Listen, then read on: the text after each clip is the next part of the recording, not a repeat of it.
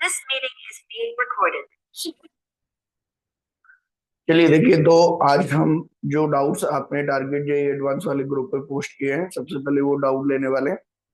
ध्यान से देखिए, इसमें से 3-4 बच्चों ने ही केवल कल जो है अपडेटेड डाउट्स भेजे हैं, और जो प्रीवियस डाउट्स आपके हैं जो आपको भेज रखे हैं उसमें मैं देख रहा हूँ कि कृतिका और शगुन ने और लक्ष्य ने एक दो डाउट्स ट्राई करके उसमें देखे हैं और उन पे थम्स अप या थम्स डाउन किया है।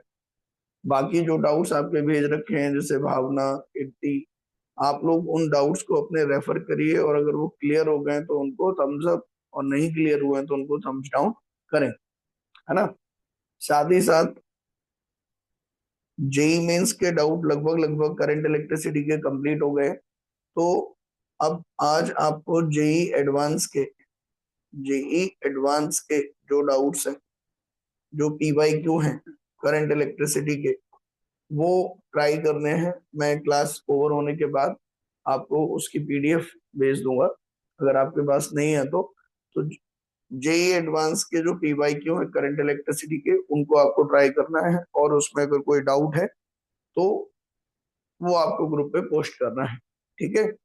सो यहाँ पे कुछ डाउट्स हैं जो स्क्रीन पे आपके विजिबल हैं। डाउट्स बिफोर हैंड आपको भेजने हैं इवनिंग में 6 o'clock से पहले पहले।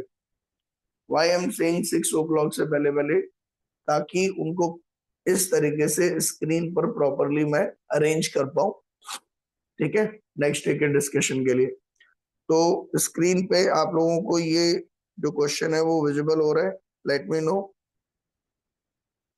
या आप इसको नहीं पढ़ पा रहे हैं, बताइए। क्या स्क्रीन पे आप इसको पढ़ पा रहे हैं क्वेश्चन को? देखें, ध्यान से देखें इसको।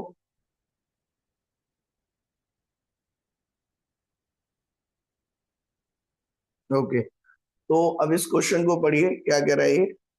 What does this question says? इस क्वेश्चन में स्टेटमेंट बेस्ड ये क्वेश्चन है आपका। ठीक है, जिसमें पहला स्टेटमेंट आपका क्या है? पहला स्टेटमेंट अगर हम बात करें, work done by the force depends on the frame of reference. किसी भी फोर्स की वजह से जो वर्क डन है वो फ्रेम ऑफ रेफरेंस पे डिपेंड करता है। बिल्कुल, फ्रेम ऑफ रेफरेंस। तो सिंस हमें पता है वर्क डन का फॉर्मूला क्या है, force vector dot displacement vector, और डिस्प्लेसमेंट वेक्टर जो है वो फ्रेम डिपेंडेंट क्वांटिटी है। हम किस फ्रेम में खड़े हैं, फ्रेम डिपेंडेंट क्वांटिटी है। ठीक है, दैट्स वाई वर्क डन भी फ्रेम ऑफ रेफरेंस पे डिपेंड करेगा। जैसे अगर हम ये कहें कि एक मूविंग बस है, और उस मूविंग बस में एक सीट के ऊपर अगर एक पर्सन बैठा हुआ है, लेट अस सपोज, और यहाँ पे हम ये कहें कि वो एक बड़े बॉक्स एम पर एक फोर्स लगा रहा है एफ, मान लीजिए 2 न्यूटन, लेकिन वो ब्लॉक चल नहीं रहा है। अब ये बस मूव कर रही है 40 किलोमीटर पर आवर से।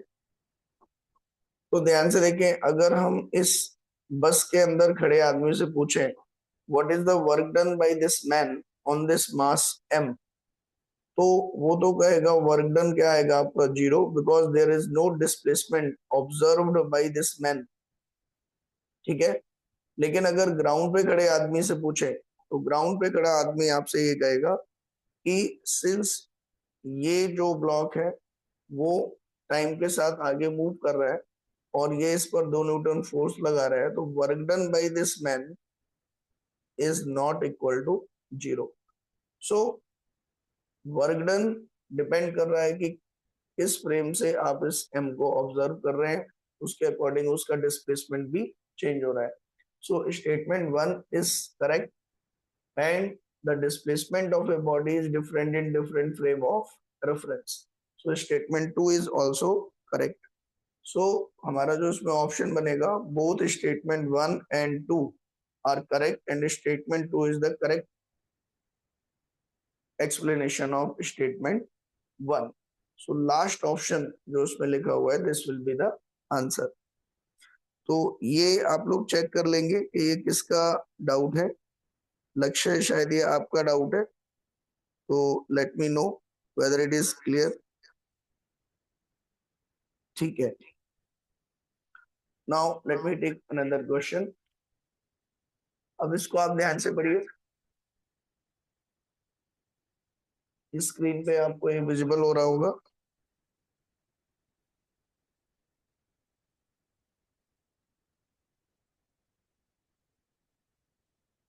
Question number 2।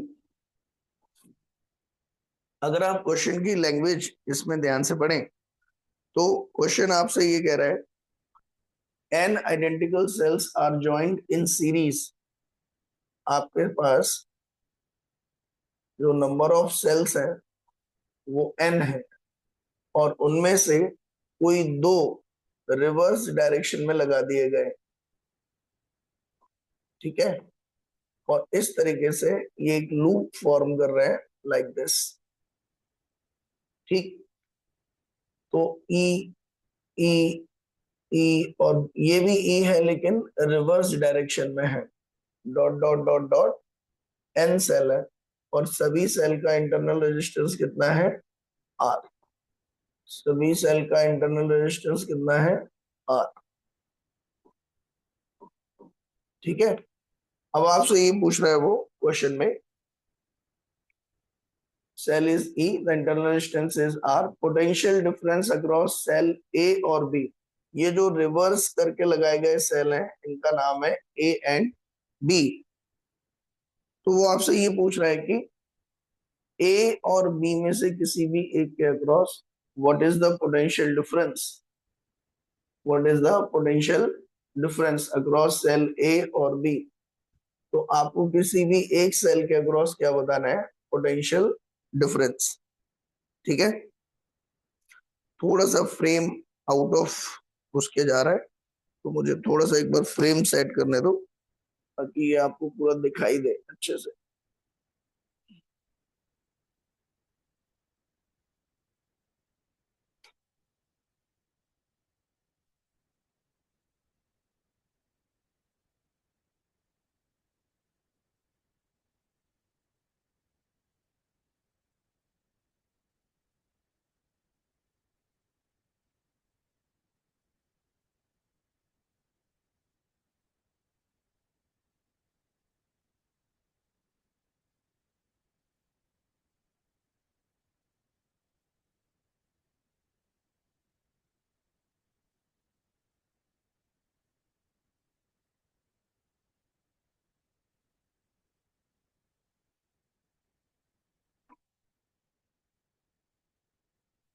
Now I think it is okay.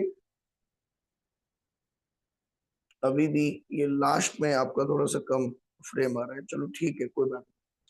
तो अब देखिए, आप इसमें ए और बी के across what is the potential difference, in A और बी के बीच में पोटेंशियल डिफरेंस बताना है। तो सबसे पहले तो आप ये देखिए, इस पूरे लूप में व्हाट इज द करंट। तो current will be equal to, अगर आप इसमें चलेंगे लूप में केवीएल लगाएंगे तो जो एन सेल हैं उनमें से n-2 सेल, उनका ईएमएफ एक तरह से होगा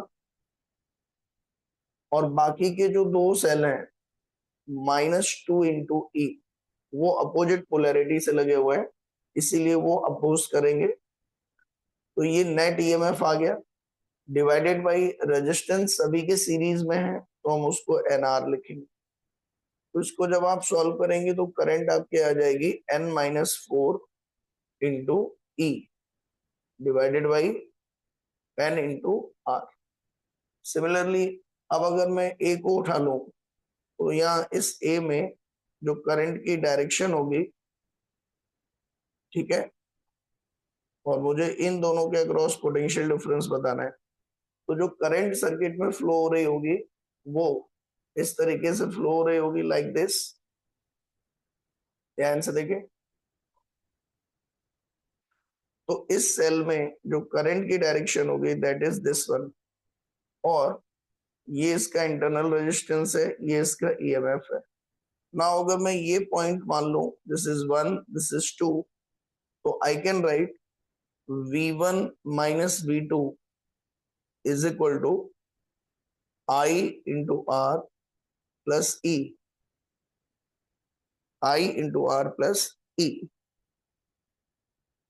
है ना। तो आप बताइए इतने नीचे जाने पर फ्रेम में आपको ये दिख नहीं रहा है, तो लेट मी अगेन।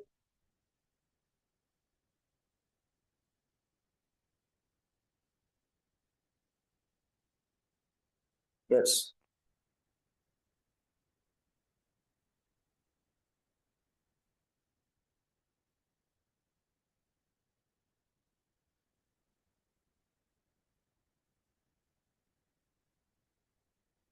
देखिए, so V1 minus V2 is equal to I R plus ई।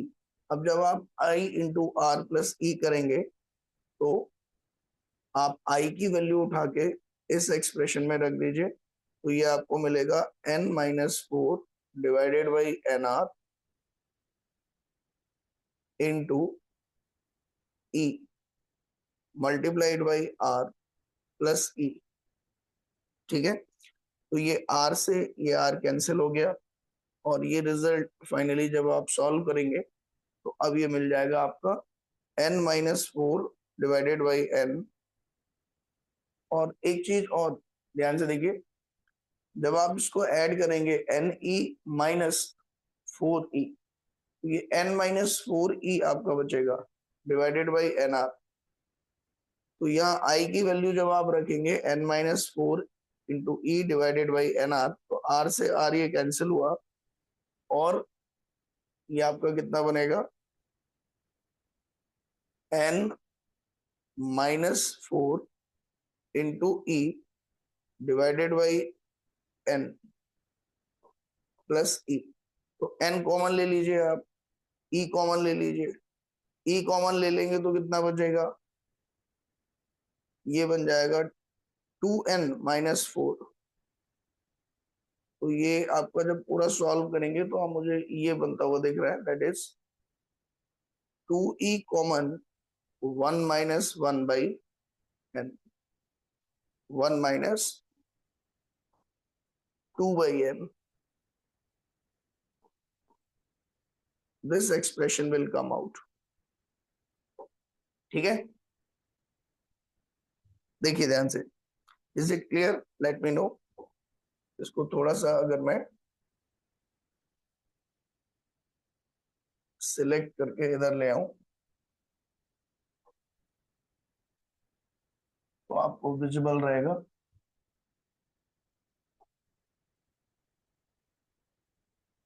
देखिए ध्यान से, दिस इज द सॉल्यूशन। तो जो करेक्ट ऑप्शन इसमें बनेगा आपका, दैट इज दिस वन।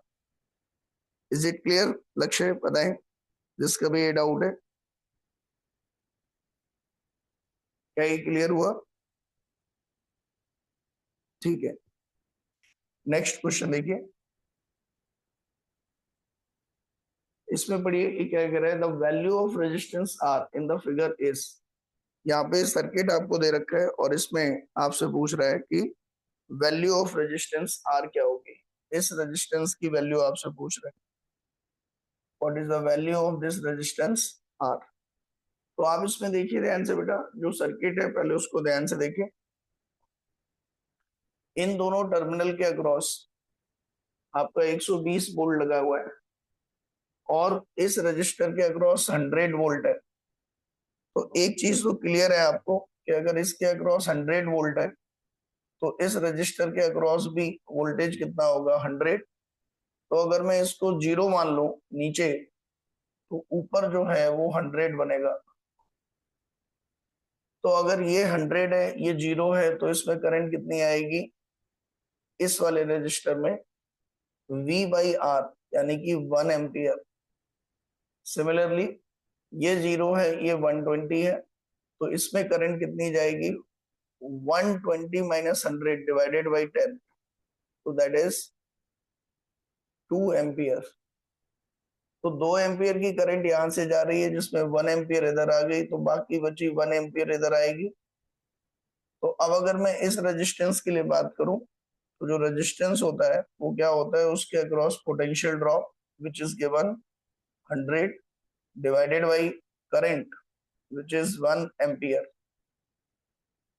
ठीक है, सो यहाँ पे जो रेजिस्टेंस की वैल्यू आपकी आ जाएगी दैट इज 100 ओम। क्या ये क्लियर है क्वेश्चन बेटा? बताएं whether this question is clear or not। बताइए जल्दी।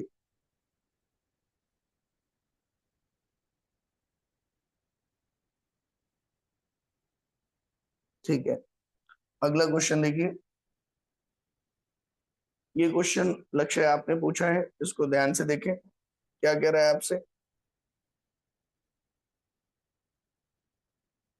आपसे कह रहा है क्वेश्चन में कि ये सर्किट आपको दिया है and what is the potential difference across the capacitor.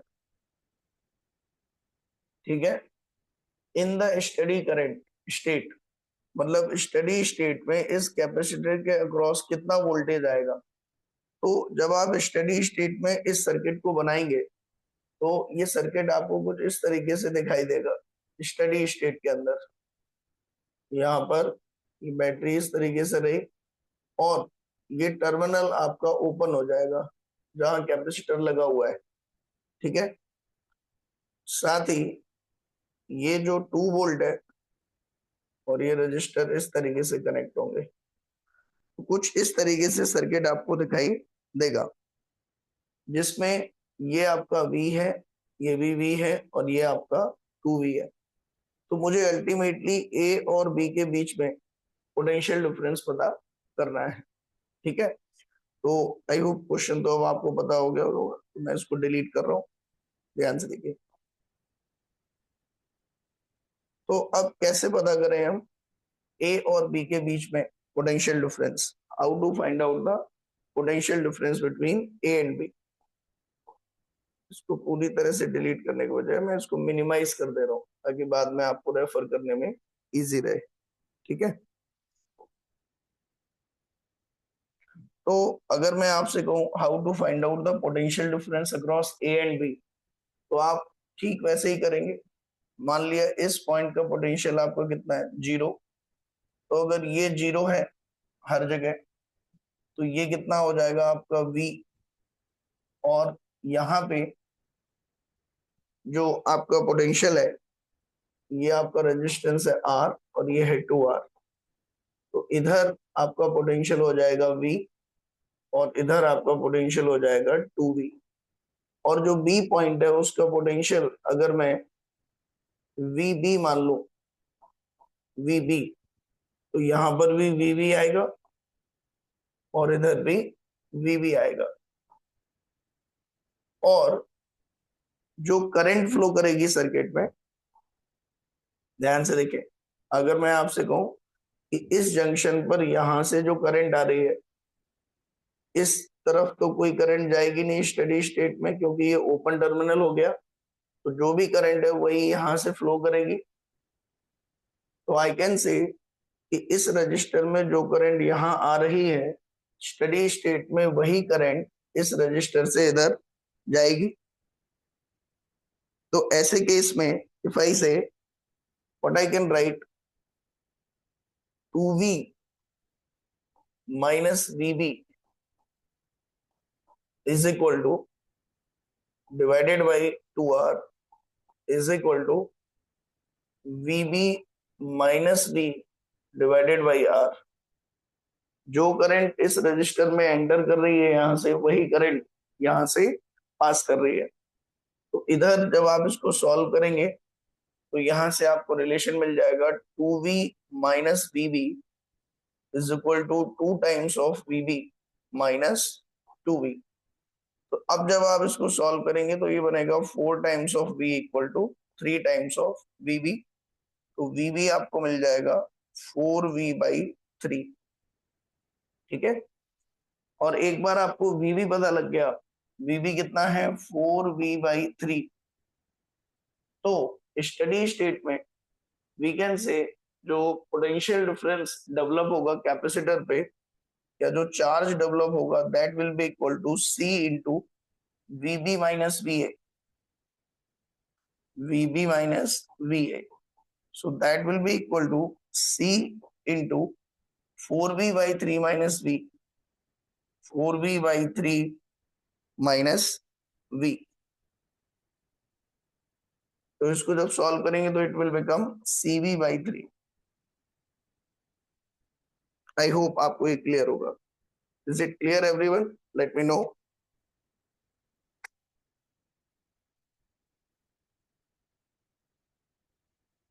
क्या ये क्लियर है आपको? बताइए जल्दी।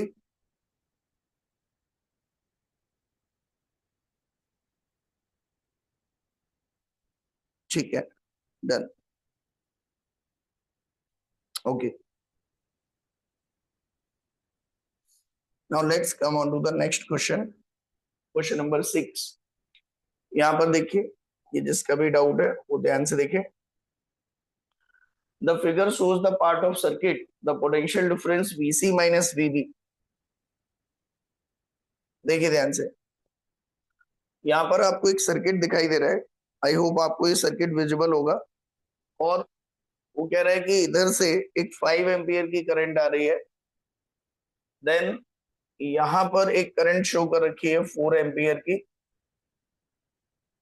और इधर एक करंट शो कर रखी है 2 एम्पियर की।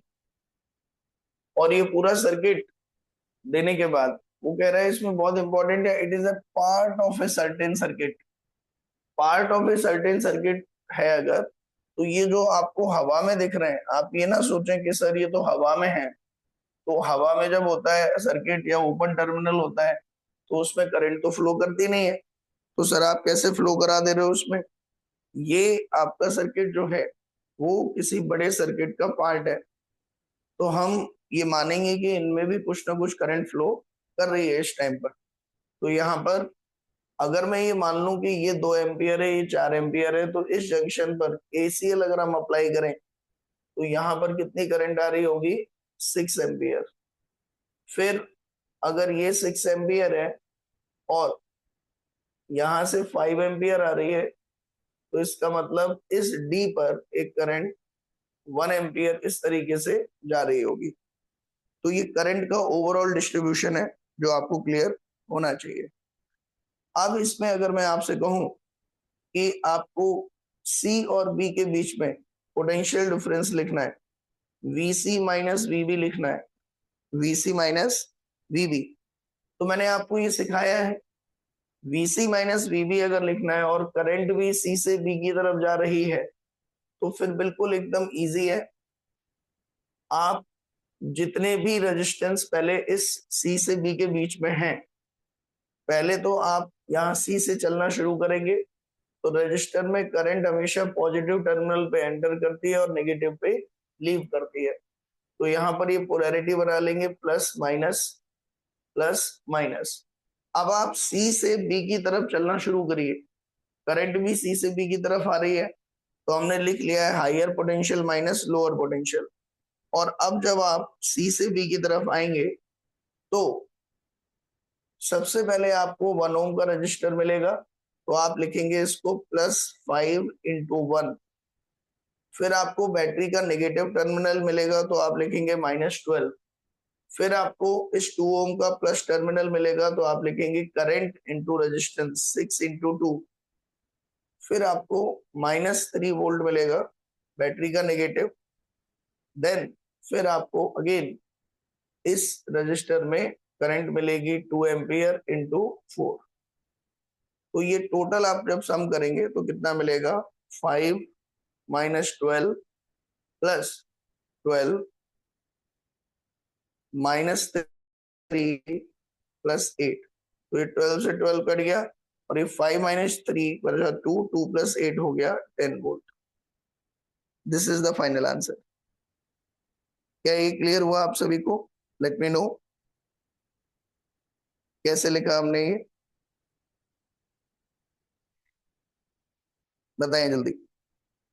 ठीक है, ओके, एक बच्चा हैंड रेज कर रहा है, लक्ष्य हैंड रेज कर रहा है, बताएं लक्ष्य, आप अब बोल सर सकते हैं अपनी इसके बात, अंदर हमने सिर्फ सी से बी में जाते हुए बताएं। रेजिस्टेंस क्यों गिने? फिर से रिपीट करें। सी से बी जाते हुए ही रेजिस्टेंस गिने हमने सिर्फ, सी से बी जाते हुए रेजिस्टेंस। रेजिस्टेंस गिने हैं हमने, बिल्कुल। और किसी चीज का इसके ऊपर इम्पैक्ट नहीं आएगा? नहीं आएगा, नहीं आएगा। अगर आपको सी से बी तक पूछा गया है तो आप कोई भी एक रास्ता चुन लीजिए जो सी से बी की तरफ जा रहा हो, और फिर उस पाथ में जो जो रेजिस्टेंस है केवल उन उनको चूज कर लीजिए। बाकी किसी रजिस्टर या बाकी किसी ब्रांच, बाकी किसी करंट का जो फर्क पड़ना था वो ऑलरेडी हमने इंक्लूड कर लिया है। जैसे यहाँ पर 5 एम्पियर करंट थी, इस ब्रांच का क्या इफेक्ट हुआ कि इसने 1 एम्पियर की करंट और ऐड कर दी, और फर्दर इस पाथ में जो करंट था वो 5 से बढ़ के कितना हो गया, 6। है। Okay sir. ठीक है, यस सर। चलो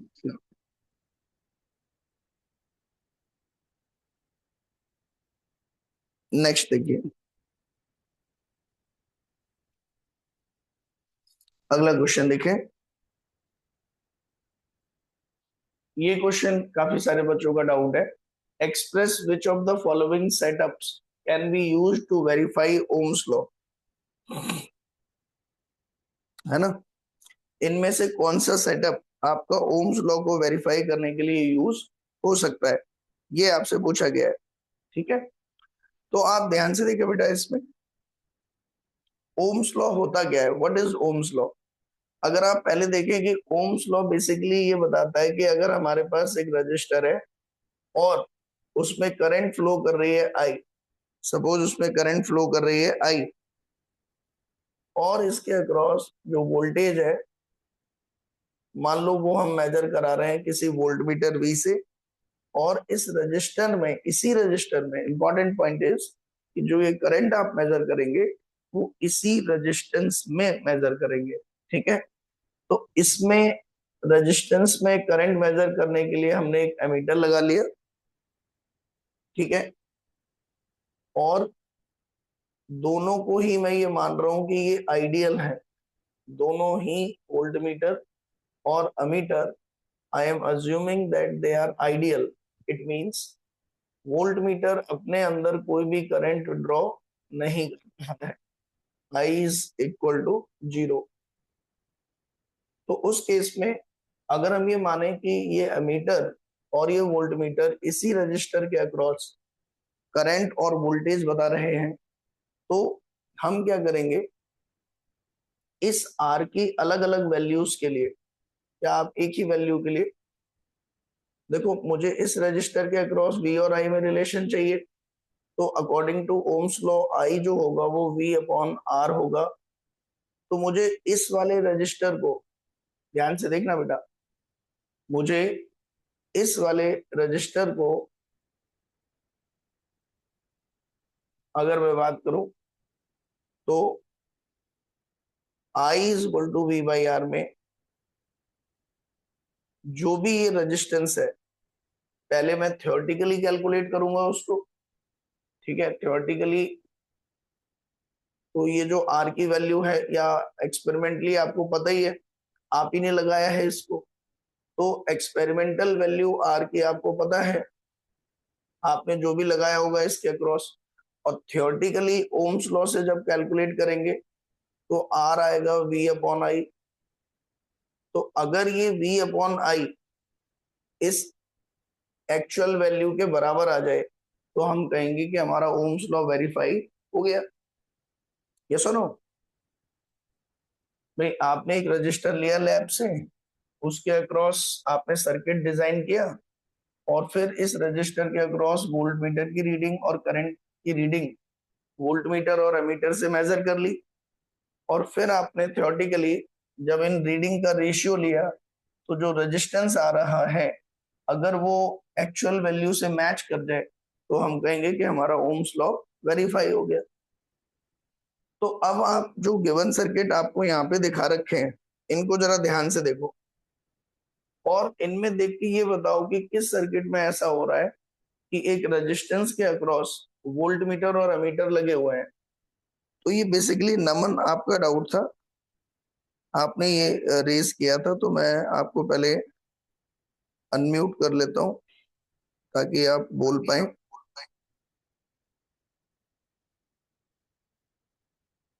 नमन, अपने आप को अनम्यूट करें। Yes sir. हाँ, आपका ये कहना था कि सर इसका ए भी आ रहा है आंसर और बी भी आ रहा यस है ना? सर। तो पहले तो हम ये पता कर लेते हैं कि सी और डी गलत क्यों है। देखो, ये जो एमीटर है ये रीडिंग देगा कि इस सेल से कितनी करंट बाहर निकल रही है, ठीक है। लेकिन ये जो यस वोल्ट मीटर है ये किसी रजिस्टर के अक्रॉस रीडिंग नहीं दे रहा है, ये इन दोनों पॉइंट के अक्रॉस पोटेंशियल डिफरेंस बता रहा है। तो सर। यहाँ पर ओम्स लॉ वेरीफाई करने का कोई तुक नहीं बना।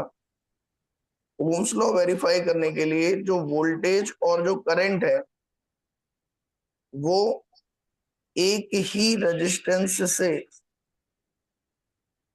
आना चाहिए, मतलब करंट भी ओवरऑल उस रेजिस्टेंस में जाना चाहिए, वोल्ट मीटर भी रीडिंग उस रेजिस्टेंस के अक्रॉस लेना चाहिए।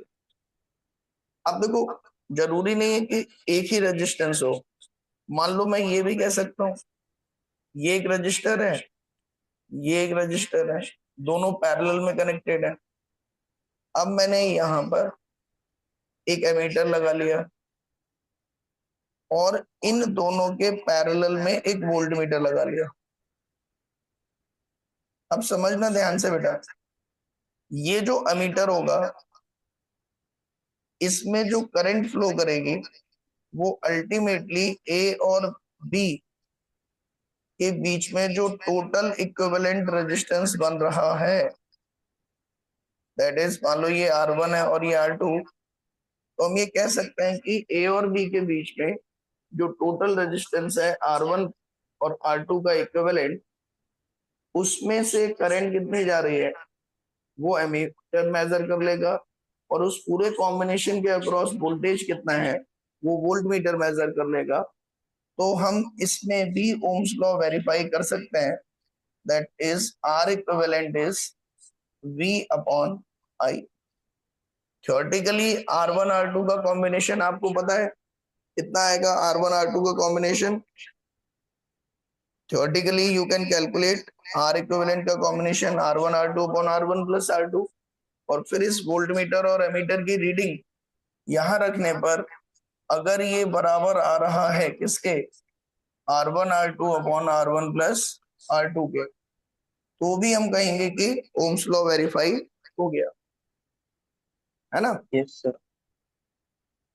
तो अब क्या ऐसा हो रहा है सी में? नहीं, ये लगा हुआ है ए और बी के बीच में और जो ये एमीटर करंट मेजर कर रहा है वो तो सेल के अक्रॉस कितनी फ्लो कर रहा है उसको मेजर कर रहा है। सिमिलरली डी में अगर हम देखें, इसमें भी वही चीज है, ये इन दोनों पॉइंट के बीच में वोल्टेज मेजर कर रहा है और एमीटर इस ब्रांच में फ्लो होने वाली करंट को मेजर कर रही है। तो कोई रिलेशन नहीं है वोल्ट मीटर और एमीटर की रीडिंग में, ठीक है। यस अब सर। अगर हम आ जाते हैं बी ऑप्शन पे, तो बी ऑप्शन बेटा इन दोनों पॉइंट के बीच में voltmeter voltage difference measure कर रहा है, लेकिन एमीटर जो रीडिंग मेजर कर रहा है वो इस ब्रांच में जो करंट फ्लो कर रही है, यानी कि इस रजिस्टर में जो करंट फ्लो कर रही है उसको मेजर कर रहे हैं। वोल्ट मीटर वोल्टेज इन इस रजिस्टर के अक्रॉस मेजर कर रहा है, या हम कह सकते हैं कि इन दोनों के पैरेलल कॉम्बिनेशन के अक्रॉस जो वोल्टेज आ रहा है उसको मेजर कर रहा है। लेकिन एमीटर करंट केवल और केवल इस रेजिस्टेंस में कितनी फ्लो हो रही है उसको मेजर कर रही है, तो यहाँ पे भी यस बात सर। इसीलिए नहीं बनेगी। लेकिन अगर हम पहले ओके सर। वाले सर्किट को देखें ध्यान से, तो इसमें ये जो दो पॉइंट है ए और बी, अगर मैं कहूं कि ए और बी के अक्रॉस जो इक्विवेलेंट रेजिस्टेंस है, उसके अक्रॉस जो वोल्टेज है वो वोल्टमीटर मेजर कर ले रहा है, और इस इक्विवेलेंट रेजिस्टेंस में कितनी करंट जाएगी उसको एमीटर मेजर कर ले रहा है। तो यहाँ पे again you can say R equivalent is V upon I, लिख सकते हो आप। और आर इक्विवेलेंट थ्योरेटिकली कितना आ जाएगा, इन तीनों रेजिस्टेंस का कॉम्बिनेशन, ये सीरीज में और ये इन दोनों का पैरेलल कॉम्बिनेशन। क्या ये क्लियर हुआ Naman? Excuse me sir. Sir इस बी ऑप्शन के अंदर हमारे पास जो वेरिएबल रेजिस्टेंस था, हाँ, उसके अक्रॉस भी वही वोल्ट मीटर लग रहा था। उसके अक्रॉस वोल्ट मीटर लग ही रहा था वो।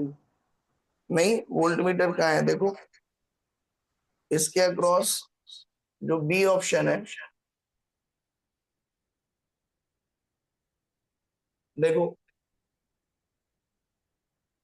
ये जो आपका वेरिएबल रेजिस्टेंस है, इसके अक्रॉस वोल्ट मीटर है, और चलो हम आइडियली मान लें इसके अक्रॉस भी है, ठीक है। एमीटर के यस सर। रेजिस्टेंस को अगर हम जीरो मान लें तो हम ये कह सकते हैं कि वोल्ट मीटर इन दोनों के पैरेलल कॉम्बिनेशन के अक्रॉस लगा हुआ है। तो वोल्ट मीटर में कोई दिक्कत नहीं है, दिक्कत है किसके साथ, एमीटर के साथ। एमीटर केवल करंट इस रेजिस्टेंस में कितनी फ्लो कर रहा है वो मेजर कर रहा है, जबकि सर तो हमें हम उस उसके एमीटर अंदर, भी करंट किससे मेजर करना चाहिए था, इन दोनों के कॉम्बिनेशन से टोटल कितना करंट फ्लो। यानी कि अगर एमीटर यहां लगा होता या यहां लगा होता तो फिर इन दोनों में कितनी करंट जाती वो ये एमीटर मेजर कर लेता, और वही एग्जैक्टली ए ऑप्शन में किया हुआ है।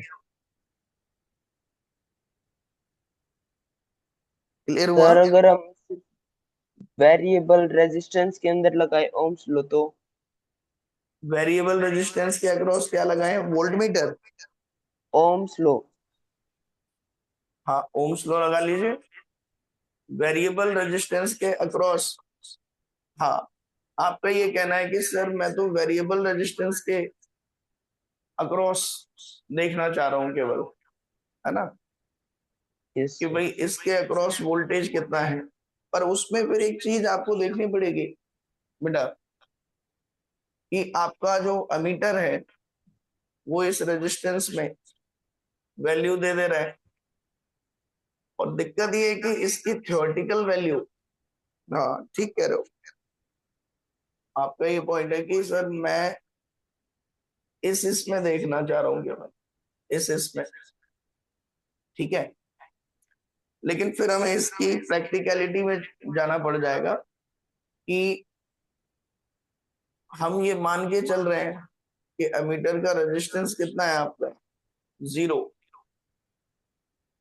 अगर एमीटर का रेजिस्टेंस जीरो नहीं हुआ, जो कि प्रैक्टिकली होता भी नहीं है, आइडियली हम मानते हैं कि एमीटर का रेजिस्टेंस जीरो है, तो फिर ये सर्किट वहां गलत हो जाएगा। वोल्ट मीटर फिर इसके अक्रॉस रीडिंग तभी देगा जब हम एमीटर का रेजिस्टेंस क्या लें, जीरो। जबकि यहाँ ऐसा कोई अजम्पशन मानने की जरूरत नहीं है, ठीक है। सर लेकिन आइडियल नहीं मानेंगे तो वोल्ट मीटर खराब हो जाएगा। आइडियली अगर क्या माने, नहीं मानेंगे आइडियल केस तो वोल्ट हाँ, मीटर तो खराब हो जाएगा ए ऑप्शन में। ए ऑप्शन में वोल्ट मीटर क्यों खराब होगा? सर क्योंकि आइडियल नहीं मान रहे ना, इनफाइनाइट रेजिस्टेंस होना चाहिए। हाँ, तो इसमें कोई करंट नहीं जाएगा। लेकिन आइडियली तो मान ही नहीं रहे। आइडियल नहीं मान रहे तो कुछ करंट जा रहा होगा इसमें। तो वो तो खराब हो जाएगा। नहीं, खराब क्यों होगा? ऐसा थोड़ी होता है कि खराब ही हो जाएगा, जल जाएगा। उसका रेजिस्टेंस बहुत ज्यादा होता है, तो करंट आपकी जीरो नहीं होती है, बहुत थोड़ी सी करंट जाती है।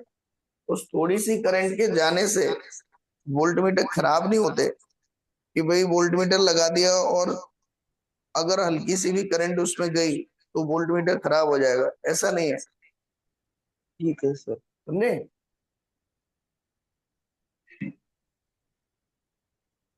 Okay sir. ठीक है, तो ये थोड़ा सा आपको समझना था कि वोल्टमीटर और अमीटर या तो एक ही रेजिस्टेंस के अक्रॉस हो या किन्हीं भी दो पॉइंट के बीच में इक्विवेलेंट जो रेजिस्टेंस है उसके अक्रॉस लगे। ठीक है, तो these things need to be note down.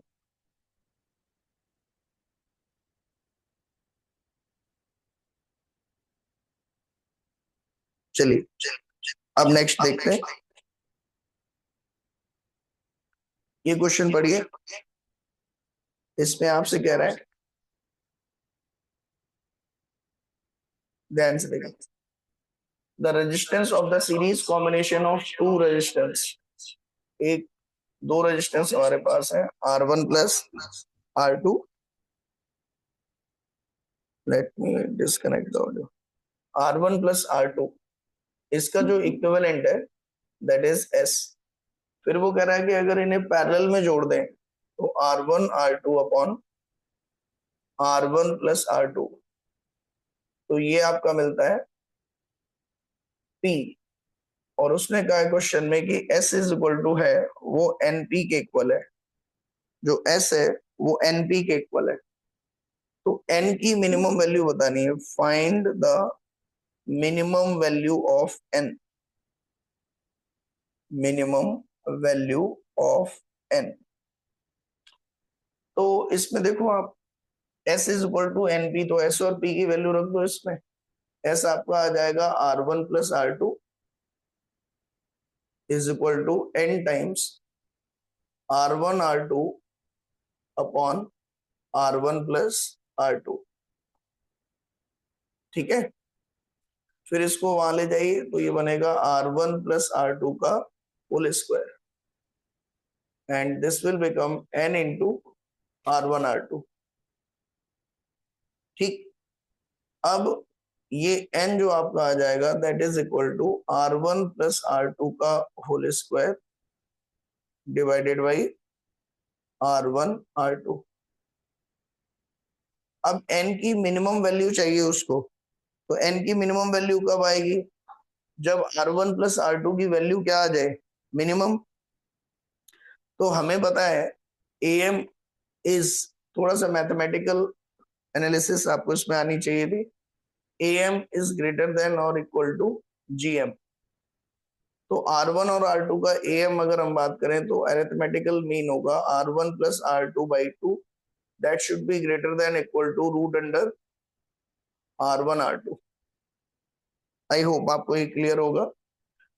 तो अब इसमें अगर हम यहां से बात करें, दोनों तरफ स्क्वायर करें, तो R1 प्लस R2 का whole square that should be greater than or equal to 4 times R1 R2। तो R1 प्लस R2 की मिनिमम वैल्यू जो होगी वो आपकी कितनी आ जाएगी, R1 प्लस R2 के होल स्क्वायर की जो मिनिमम वैल्यू है that will be equal to 4 times of R1 R2।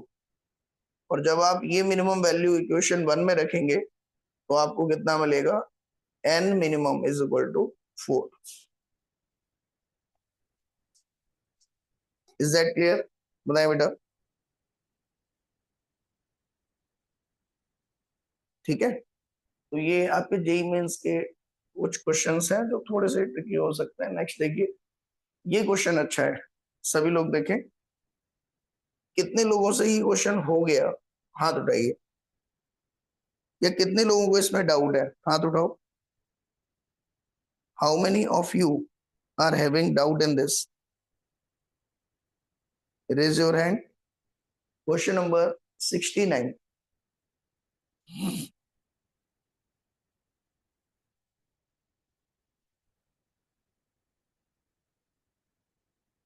ठीक है, ठीक है, हाँ, ये क्वेश्चन अच्छा है। पढ़िए पढ़िए, अब देखिए ध्यान से। मैं तो बस इसलिए पूछ रहा हूँ, मैं ये देख रहा हूँ कि जितने बच्चे क्लास में ऐड हैं, 27 कह रहा हूँ, क्या वो सभी फोकस होके देख रहे हैं या नहीं देख रहे हैं, बस इसलिए पूछ रहा हूँ। कि वो रिस्पॉन्ड कर रहे हैं कि नहीं, है ना। देखो अब ध्यान से देखिए, क्वेश्चन की लैंग्वेज आई डोंट नो आपको दिख रही है कि नहीं, लेट मी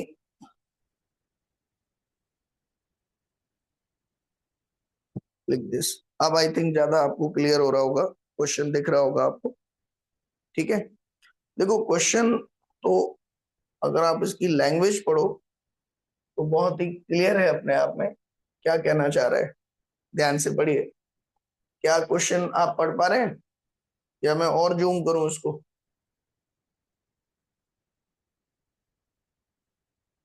पढ़ लीजिए ध्यान से, क्वेश्चन क्या कह रहे हैं। एन इनफाइनाइट लार्ज, क्वेश्चन की लैंग्वेज पढ़ के पहले आप समझिए कि सेटअप क्या है।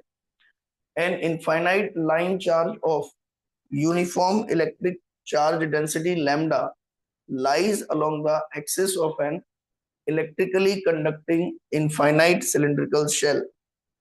तो आपके पास एक इनफाइनाइट सिलेंड्रिकल शेल है जिसमें जिसमें तो शेप ही नहीं है भाई, है?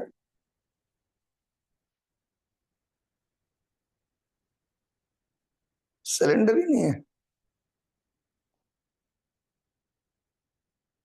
शेप्स जनरल 2D 3D है इसमें शेप, ज्योमेट्री 2D शेप्स है बस। हाँ ये रहा,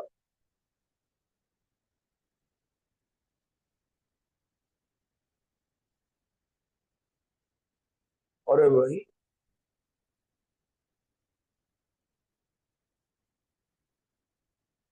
और रुकना बेटा,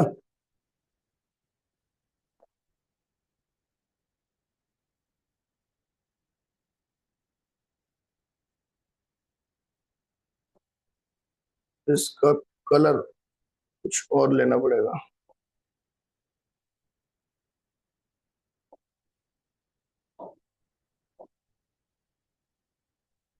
पता नहीं ये आ ही नहीं रहा।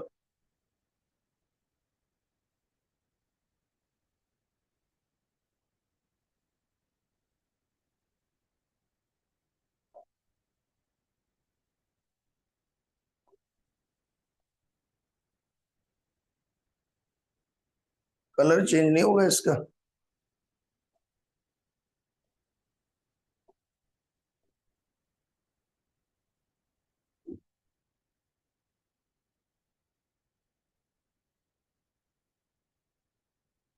कलर कलर कलर कलर,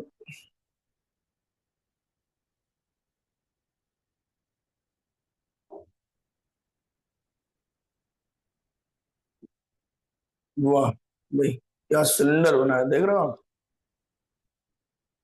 चलो देखिए इधर इस तरीके से एक सिलेंड्रिकल शेल आपकी रखी हुई है और इसमें बीच में एक इनफाइनाइट लेंथ जो है, सिलेंडर की भी लेंथ इंफिनिटी तक जा रही है और जो इसमें चार्ज रखा हुआ है line charge, that is also moving up to infinity. तो इस पर जो चार्ज डेंसिटी है वो दे रखी है कितनी, लैम्डा है। This charge density is lambda. और इस लीनियर चार्ज डेंसिटी और सिलेंडर के बीच में उसने एक मटेरियल फिल कर दिया है, ठीक है। देखो चार्ज हवा में तो मूव करता नहीं है बेटा, जैसे मैं एक लीनियर चार्ज डेंसिटी को रखूं और फिर मैं कहूं कि अब चार्ज अपने आप एयर में फ्लो करे, तो ऐसा तो होता नहीं है। तो उसने क्या किया कि इस सिलेंडर के अंदर बीच में मटेरियल फिल कर दिया और ये जो मटेरियल फिल किया है इसने, वो उसने कहा at any time t equal to 0 the space inside the cylinder is filled with a material of permittivity epsilon and electrical conductivity sigma। ठीक है, ये एप्सिलॉन और सिग्मा आपके मटेरियल की प्रॉपर्टी भर दी। The electrical conduction in the material follows Ohm's law.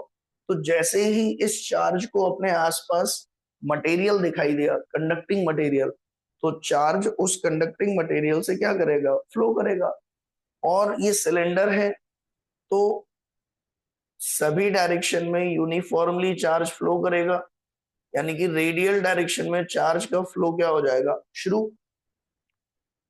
Which one of the following graph best describe the subsequent variation of the magnitude of electric current density at any point in the material?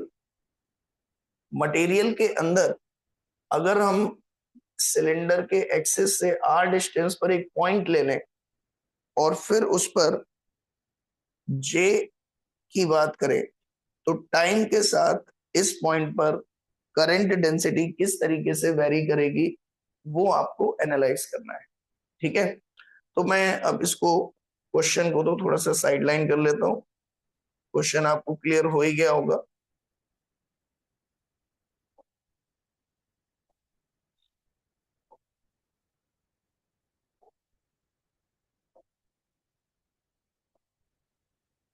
This was the question.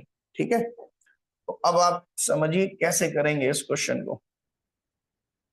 Let me select this entire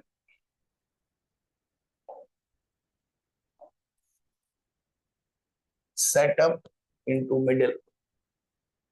देखिए ध्यान से, तो यहां पे अगर मैं आपसे बात करूं कि इस पर्टिकुलर डिस्टेंस r पर how to calculate j of t, सबसे पहले तो ये दिमाग में आता है कि जो करंट डेंसिटी होगी उसको कैसे लिखें, है ना। तो J के कितने फॉर्मूले पता है आपको। एक तो ये फॉर्मूला पता है, J इज इक्वल टू उस पर्टिकुलर जगह पर जो करंट है डिवाइडेड बाई एरिया, है ना। एक तो ये फॉर्मूला पता है कि अगर हम इस r डिस्टेंस पर एक छोटा सा एलिमेंट कंसीडर करें, if I take a small element at a distance r from the center, हमें ये तो पता है कि अब रेडियली चार्ज फ्लो हो रहा है। तो अगर मैं r डिस्टेंस पर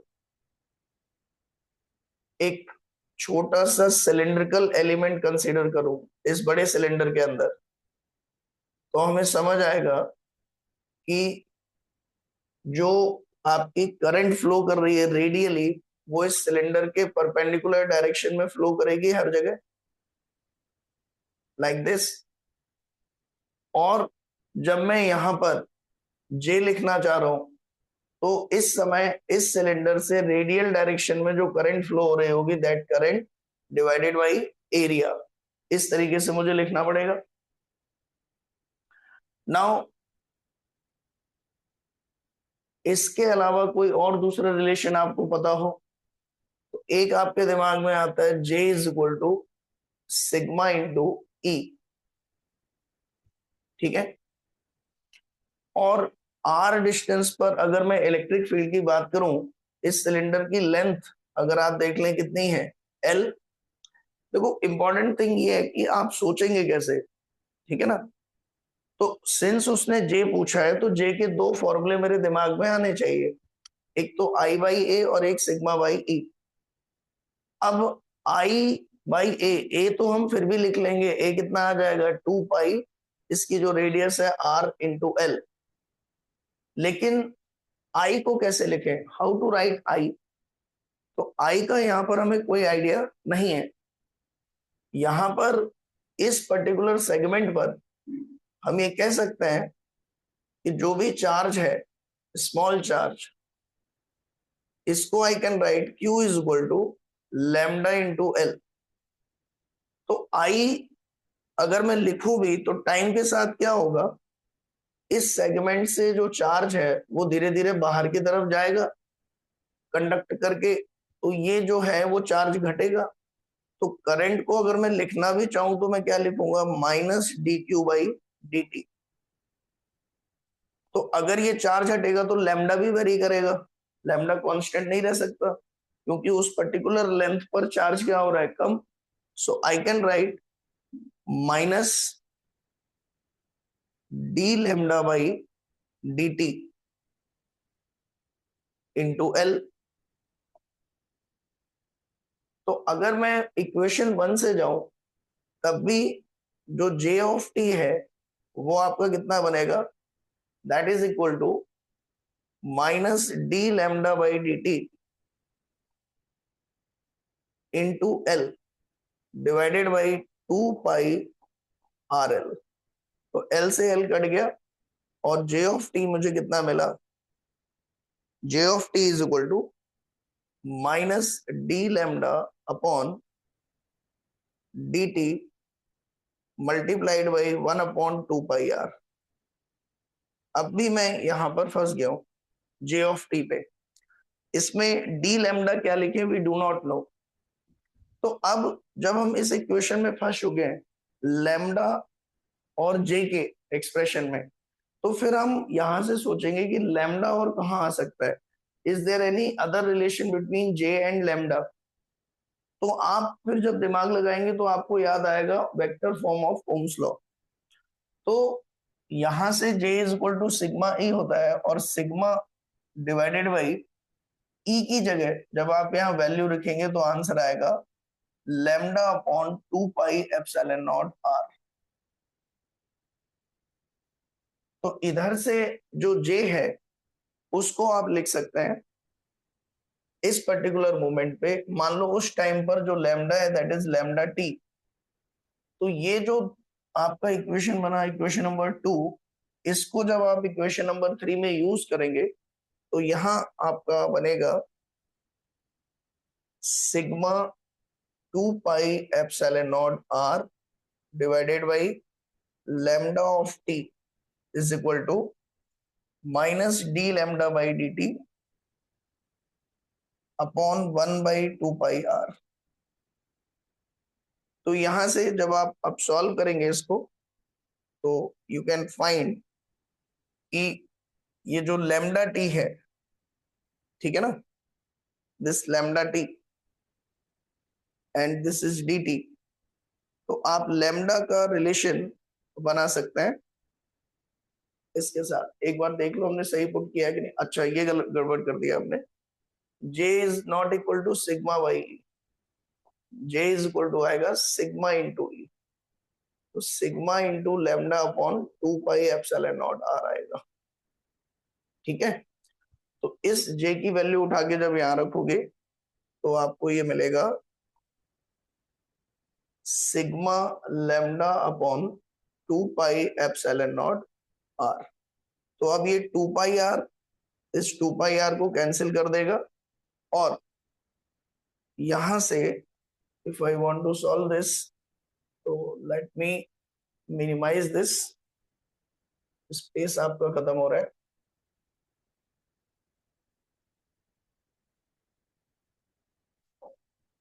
तो यहां से ये बन जाएगा आपका sigma upon epsilon not minus D T इधर आ गया और डी लैम्डा अपॉन लैम्डा इधर आ गया. अब जब आप इसको इंटीग्रेट करेंगे दोनों साइड तो इनिशियल में जो लीनियर चार्ज डेंसिटी थी वो थी lambda not which is Q by L जो भी, और बाद में घट के किसी टाइम पर जो चार्ज डेंसिटी बची रह गई वो हो गई लैम्डा टी और ये टाइम 0 से टी हो गया. ठीक है. तो अब यहां पर जब आप सॉल्व करेंगे तो it will come out ln lambda of t divided by lambda naught is equal to minus sigma t upon epsilon naught. ठीक है. तो यहां से आपको समझ आ गया कि जो lambda of t है वो lambda naught into e की power minus sigma by epsilon not into t आ गया. तो एक्सपोनेंशियल वेरिएशन आ रहा है lambda t का लाइक दिस. और सिंस जो J ऑफ T है यहां से आप देख सकते हैं J is directly proportional to lambda. अगर हम किसी पर्टिकुलर डिस्टेंस r पर बात करें तो J is directly proportional to lambda.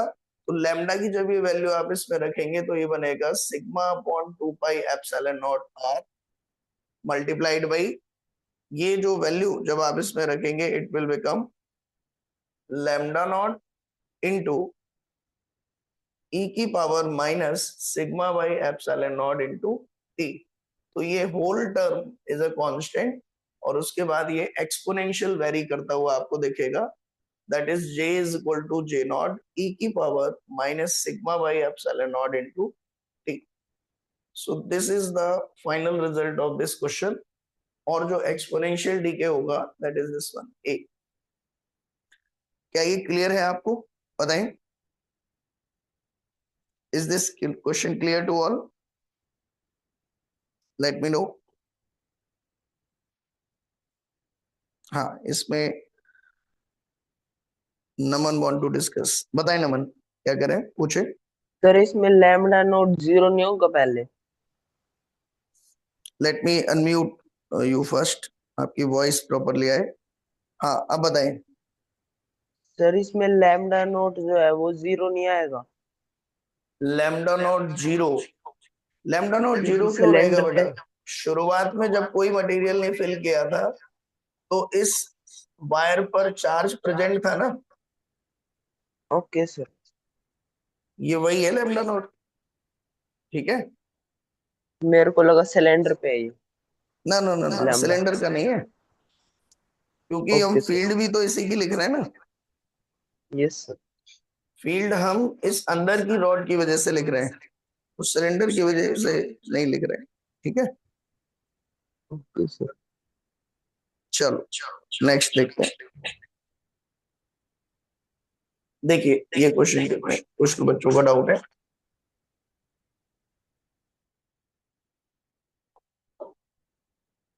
इसमें देखिए क्या कह रहे हैं। A copper rod of cross section area A carries a uniform current I. यहाँ पे एक कॉपर की रॉड है, carries a uniform current I, इसके अंदर यूनिफॉर्म करंट जा रही है एट टेम्परेचर टी, इसी टेम्परेचर टी पर। If the volume charge density of the rod is rho. देखो, वॉल्यूम चार्ज डेंसिटी, तो यहाँ सिंबल्स में कंफ्यूज नहीं होंगे बेटा। रेजिस्टिविटी की बात नहीं कर रहा वो किसकी बात कर रहा है? वॉल्यूम चार्ज डेंसिटी की। और वॉल्यूम चार्ज डेंसिटी होता है टोटल चार्ज फ्री चार्ज जो भी है इसमें divided by volume. Total free charge को हम लिख सकते हैं नंबर ऑफ इलेक्ट्रॉन, ठीक है, जितने भी उसमें फ्री हैं, multiplied by e divide by V. Now ये number of free electron per unit volume, इसको हम एक सिंबल से डिनोट करते हैं, that is known as V, है ना, small M multiplied by e. यानी कि वॉल्यूम चार्ज डेंसिटी रो को हम एन इंटू ई के टर्म में लिख सकते हैं। अब वो आपसे कह रहा है how long will the charges take to travel a distance D.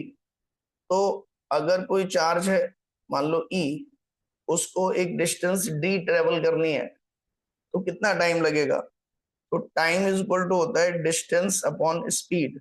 और जो चार्ज है वो इफेक्टिवली ड्रिफ्ट स्पीड से चलता है। तो अगर मैं डिस्टेंस मान लेता हूं डी और ड्रिफ्ट स्पीड कैसे लिखें अब, तो करंट और ड्रिफ्ट स्पीड में रिलेशन हमें पता है, आई इक्वल टू होता है n e A V D.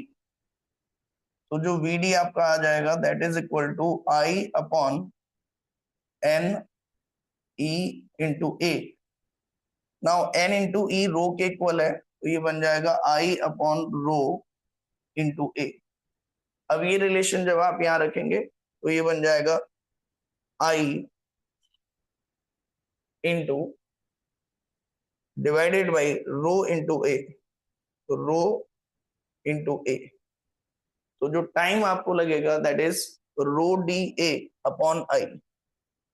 सो ये जो आपका फाइनल रिजल्ट है, इसको आप शेप में भी बंद कर सकते हैं,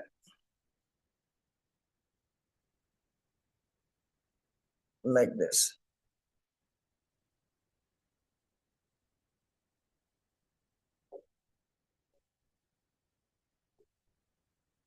ठीक है, so the correct option is this one, A. Clear है आपको ये? बताएं जिसका भी डाउट था ये, इज इट क्लियर?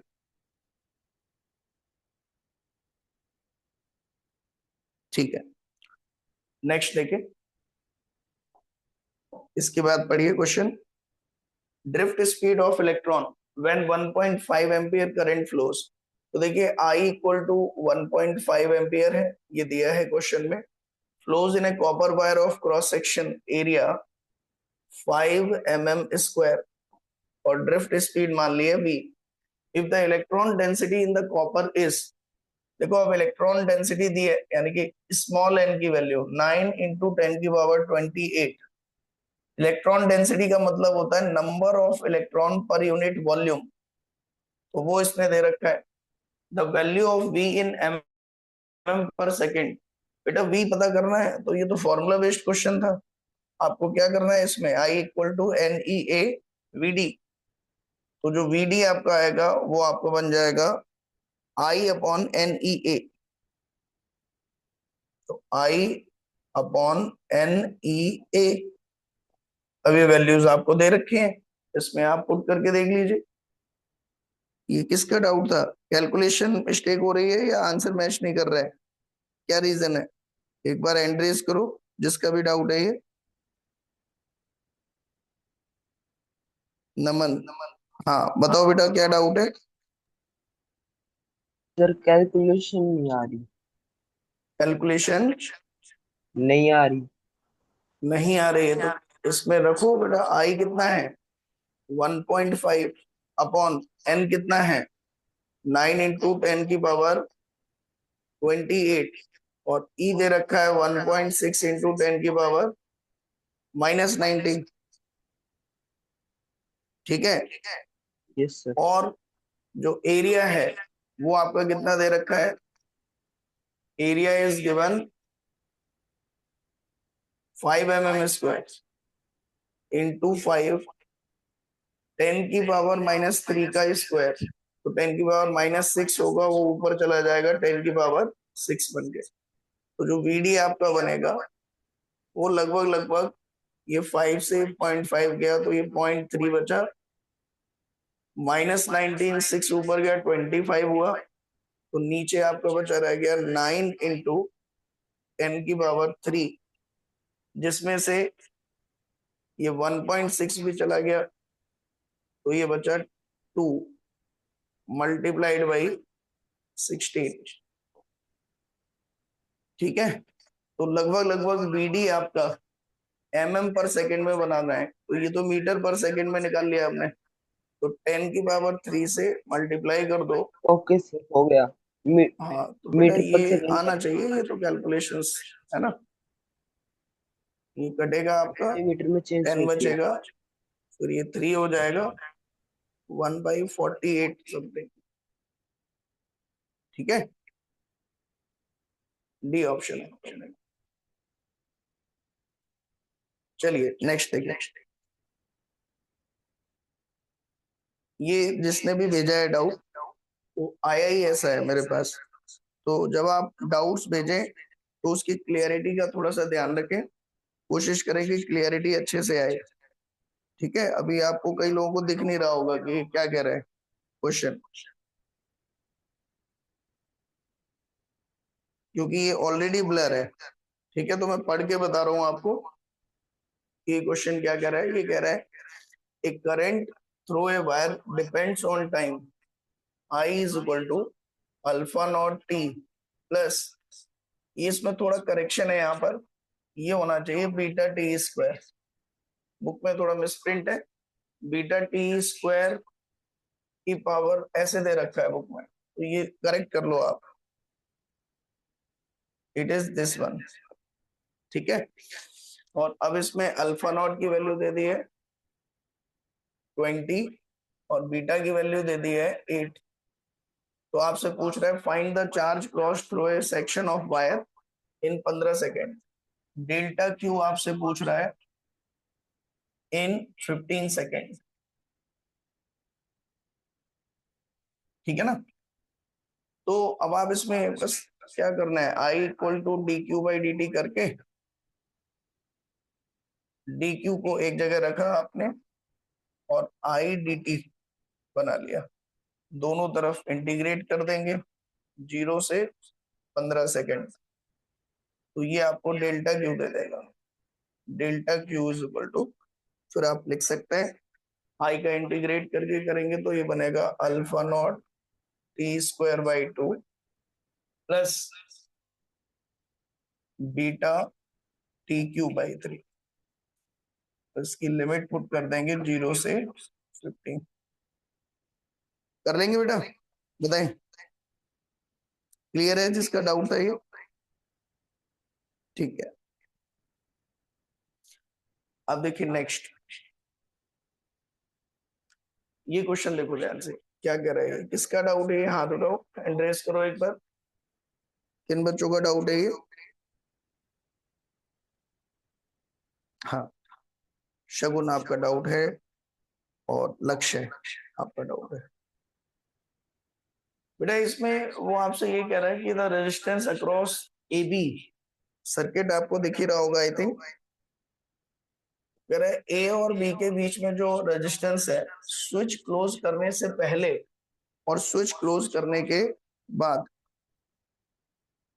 ठीक है, the resistance across the A B when the switch S1 S2 are closed is, अच्छा क्लोज करने के बाद पूछ रहा है, तो अगर ये दोनों क्लोज हो जाएंगे लाइक दिस, अगर ये दोनों क्लोज हो जाएंगे इस तरीके से, तो बेटा फिर ये दोनों रेजिस्टेंस आपस में किस में आ गए,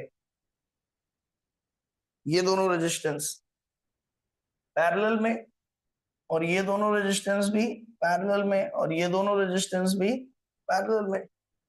तो ये तीनों रेजिस्टेंस अगर पैरेलल में आ गए तो 12 और 6 का पैरेलल इक्विवेलेंट कितना आएगा, 12 इंटू 6/12 प्लस 6 विच इज 4, और 4 और 4 का पैरेलल इक्विवेलेंट कितना आएगा 2, और ये फिर से 4, और उसके बाद ये तीनों रेजिस्टेंस आपके किस में आ जाएंगे, सीरीज में,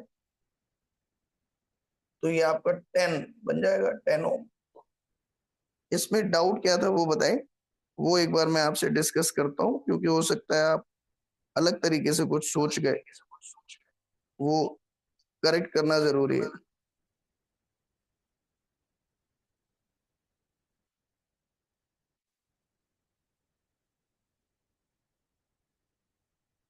किसका डाउट था ये?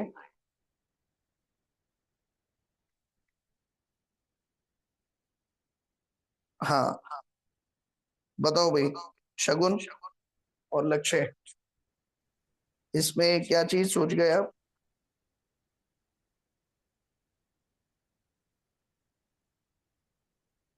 हाँ शगुन बोलो बेटा, आवाज नहीं आ रही आपकी।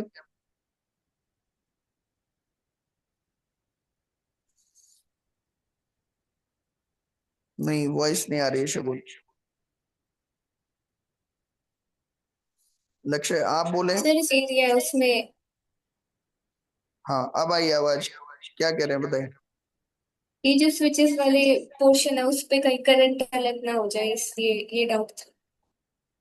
अच्छा, आपने ये सोचा कि ऐसा तो नहीं है सर कि इसमें कुछ करंट चला जाएगा तो फिर दोनों में करंट सेम नहीं रहेगा। हाँ इसको देखो फिर ऐसे समझो कि जब आपने ये दोनों एक कंडक्टिंग वायर से मैच कर दिए, है ना, इस तरीके से, तो एक तरह से ये दोनों पॉइंट आपस में इक्वल हो गए, ठीक है। तो इस सर्किट को आप थोड़ा सा रीड्रॉ कर सकते हैं इस तरीके से, देखो let me draw that circuit here. आप इसको इस तरीके से सोच सकते हैं,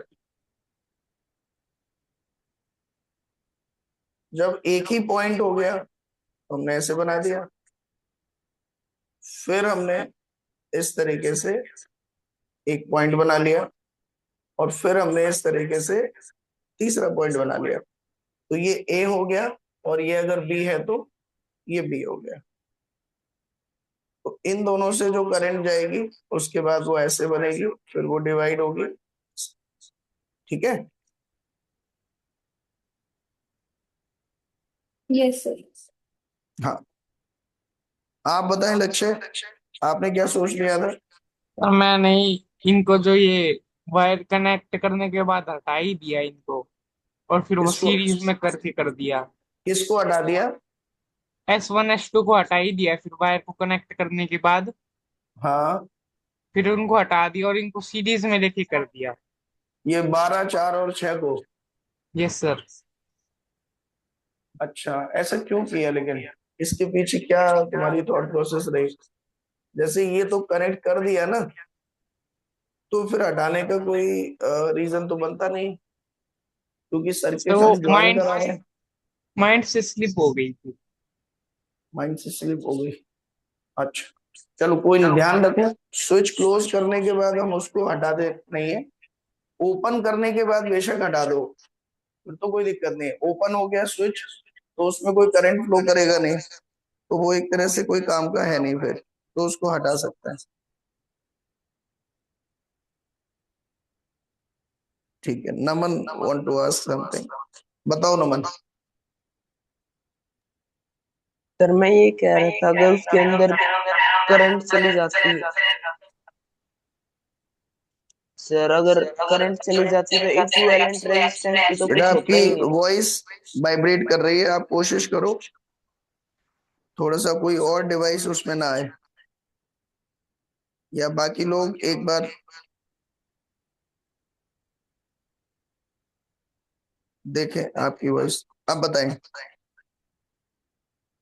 सर अगर करंट फ्लो करेगा उसके अंदर से तो रेजिस्टेंस पे असर थोड़ी पड़ेगा, इक्विवेलेंट रेजिस्टेंस पे।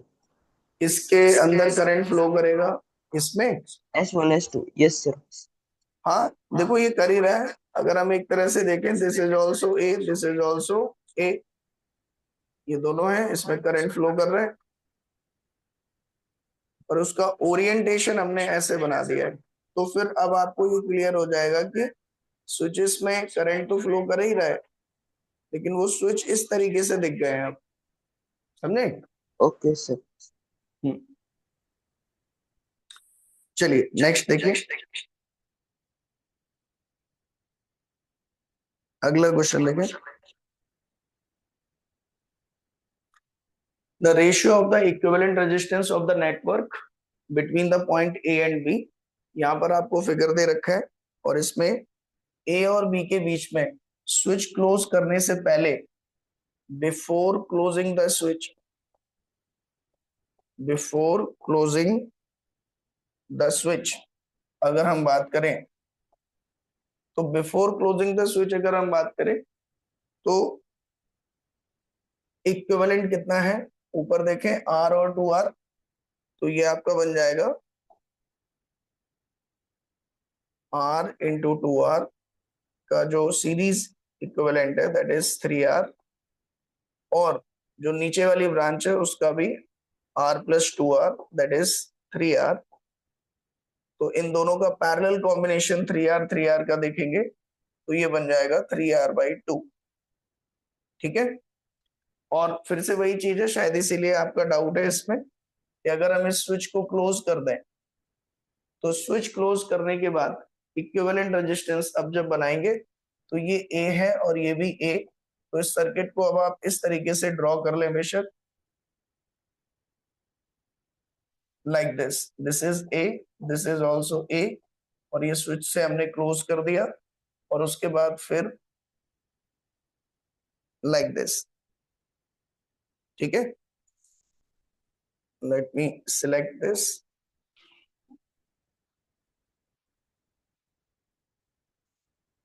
यहां बना लेते हैं इसको। देखिए,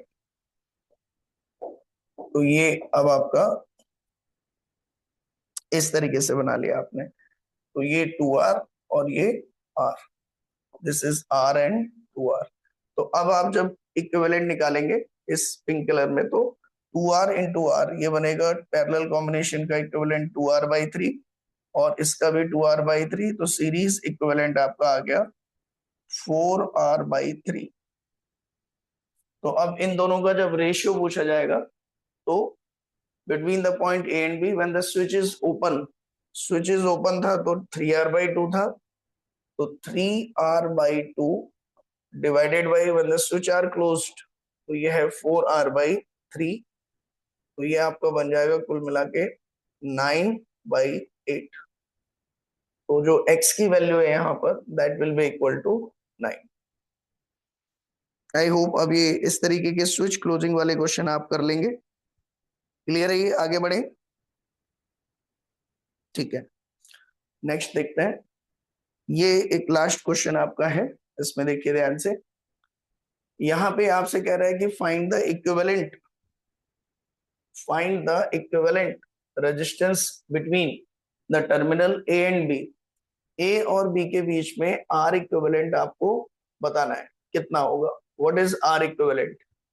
तो आप ध्यान से देखिए, पहले तो अगर ए और बी के बीच में आर इक्विवेलेंट निकालना है। हाँ, एक बच्चा हैंड रेज कर रहा है, let me allow him to speak. बताए नमन।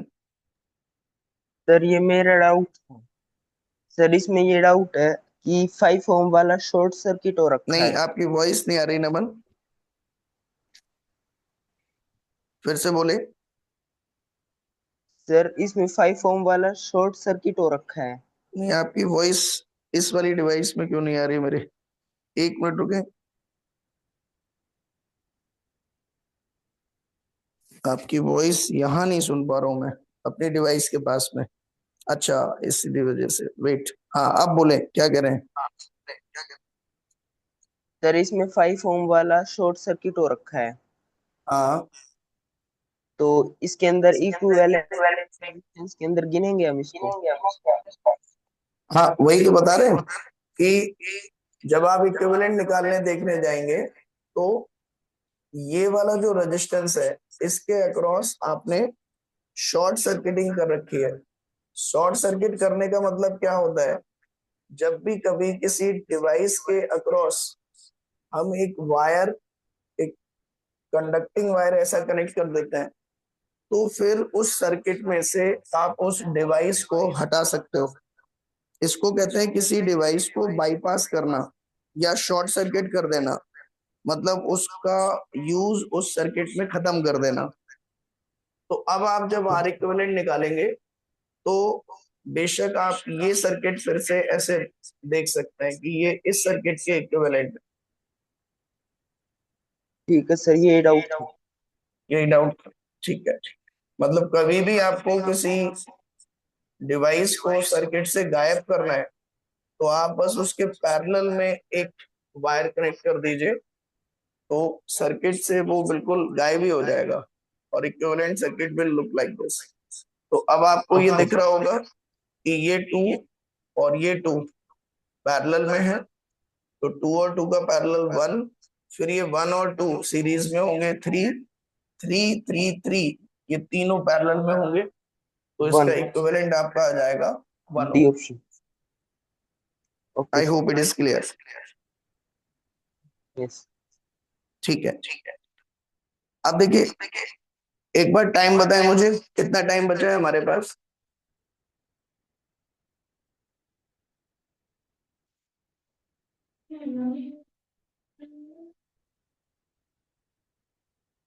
क्लास आपकी कितने बजे ओवर होती है? 8:40 पे आई थिंक, है ना?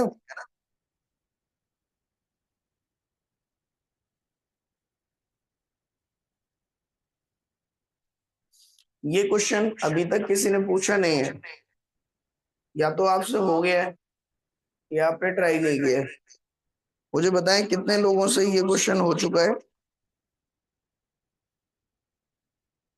How many of you have done this question?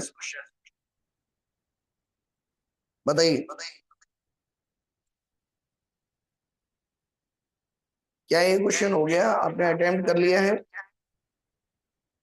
ध्यान से देखिए, इसमें मीटर ब्रिज वायर का जो रेजिस्टेंस है वो यूनिफॉर्म नहीं है। ये थोड़ा डिफरेंट क्वेश्चन है, 2019 में पूछा गया है। इसमें उसने ये कहा है कि जब हम ए से बी की तरफ जा रहे हैं तो जो रेजिस्टेंस है वो इस रिलेशन के साथ वेरी कर रहा है, dr/dl। Is directly proportional to 1/√L। ठीक है, और वो आपसे कह रहा है कि टोटल वायर की लेंथ 1 मीटर है, दैट इज फाइन। बट जब आप यहां से यहां जा रहे हैं तो रेजिस्टेंस का जो वायर का क्रॉस सेक्शनल एरिया है वो यूनिफॉर्म नहीं है, वो इस तरीके से चेंज हो रहा है, और जो लेंथ के साथ रेजिस्टेंस में चेंजमेंट है वो इस तरीके से है। अब वो कह रहा है two equal resistance R dash and R dash are connected as shown in the figure. The galvanometer has zero deflection when the jockey is at point P. What is the length AP? तो वो length L पूछ रहा है आपसे, कितनी होगी जिस पर गैल्वेनोमीटर नल पॉइंट शो कर दे। तो एक चीज क्लियर है कि जब भी नल पॉइंट होगा तो R dash upon resistance of AP, that is rho resistance of AP, that is RAP, that will be equal to R dash upon resistance of PB। तो सिंस ये दोनों इक्वल दिए हैं तो हम कह सकते हैं resistance of AP will be equal to resistance of PB। Now how to write the resistance? तो वो आपसे कह रहा है कि जैसे जैसे आप आगे बढ़ रहे हैं जो रेजिस्टेंस का वेरिएशन है वो इस रिलेशन से गिवन है। तो आप जब इसको ओपन करेंगे तो d R will be equal to some constant, let us suppose that is K, and it is equal to √L into DL। ठीक है, तो यहां पे जब आप इसको इंटीग्रेट करेंगे दोनों तरफ तो रेजिस्टेंस, अगर मैं L की वैल्यू 0 से L तक ले जाऊं, ध्यान से देखिए 0 से L तक, तो वो आपसे कह रहा है कि what is the value of this. तो रेजिस्टेंस ऑफ AP आपका निकल के आएगा K इंटू √L का इंटीग्रेशन 2√L। ठीक है, तो this is your RAP। Similarly if I want to calculate RPB now, तो integral dr is equal to, I will write integration. अब PB निकालने के लिए आप जो लिमिट है वो L से 1 माइनस L से 1 रखेंगे, क्योंकि PB यहां से लेके यहां तक का रेजिस्टेंस है। तो जो L की वैल्यू है वो, जो लिमिट है वो L से 1 तक रखेंगे आप, 1 माइनस 1 तक। ठीक है, यहां से लेके यहां, और फिर जब आप इसको सॉल्व करेंगे K/√L इंटू DL, तो जो RPB है वो आपका निकल के आएगा कांस्टेंट इंटू 2√L, और इसकी लिमिट आ जाएगी 1 से L।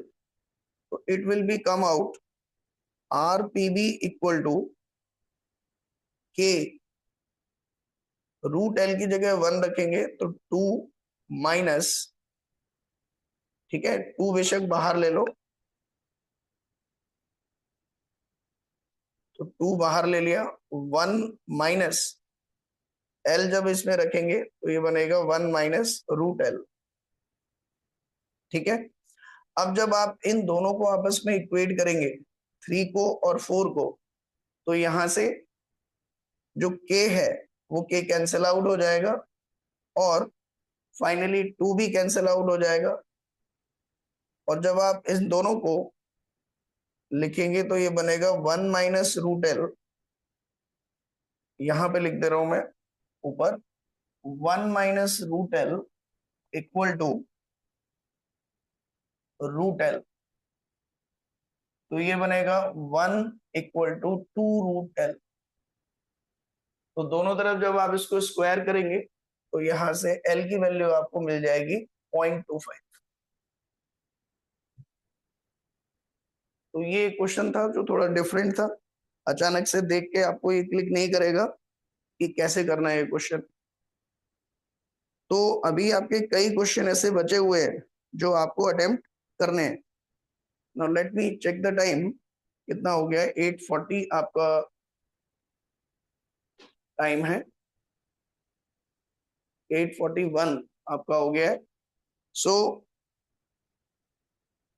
आई होप आपको आज के सेशन में आपके डाउट्स क्लियर हुए होंगे, और जो रिमेनिंग जेई मेंस के पीवाईक्यू के क्वेश्चंस हैं उनको आप ट्राई करें। और अगर आपके सारे जेई मेंस के क्वेश्चंस आपने करंट इलेक्ट्रिसिटी के ट्राई कर लिए हैं, तो आज लेक्चर ओवर होने के बाद I will post the JEE advance PYQs PDF on the group for current electricity chapter. तो आप उसको ट्राई करें घर पे, और जो क्वेश्चन आपसे ना बने उसको आज ही ग्रुप पे 6 बजे से पहले पोस्ट करें। 6 या चलो 7, 7:30 बजे से पहले पहले पोस्ट कर दें, ताकि मैं ये स्लाइड्स आपकी डिजाइन कर लूँ। आई होप आप सभी लोग घर पे बहुत अच्छी से मेहनत कर रहे होंगे, क्योंकि देखो 11th वाले बच्चों के लिए तो फिर भी अभी ये है कि 2-3 चैप्टर ही कवर हुए हैं, लेकिन आपके लिए ये जितना क्रिटिकल हो सकता है उतना अभी दुनिया में किसी के लिए नहीं है। ये जो 30 डेज हैं, अगर ये आपने इफेक्टिवली यूज कर लिए, मैं डेली हर दिन लेक्चर में आके आपको ये बात बोल रहा हूँ, क्योंकि एक्चुअल में इसकी इंपॉर्टेंस बहुत है इन 30 दिनों की। तो आप अपने 11 के पोर्शन पे काम करिए, प्लस जो 3 चैप्टर ये आपके हुए हैं इनको भी इतना अच्छे से बाइंड अप करके आइए कि आपको इन्हें बाद में रिवाइज करने की जरूरत बिल्कुल कम पड़े। सीबीएसई लेवल पर भी और कंपटीशन लेवल पर भी, मेंस और एडवांस लेवल तक करंट इलेक्ट्रिसिटी को रेडी करिए। आई होप आप लोग ये सब करेंगे। चलिए कल मिलते हैं जेई एडवांस के पीवाईक्यू डिस्कस करने के लिए करंट इलेक्ट्रिसिटी के। Take care, bye bye.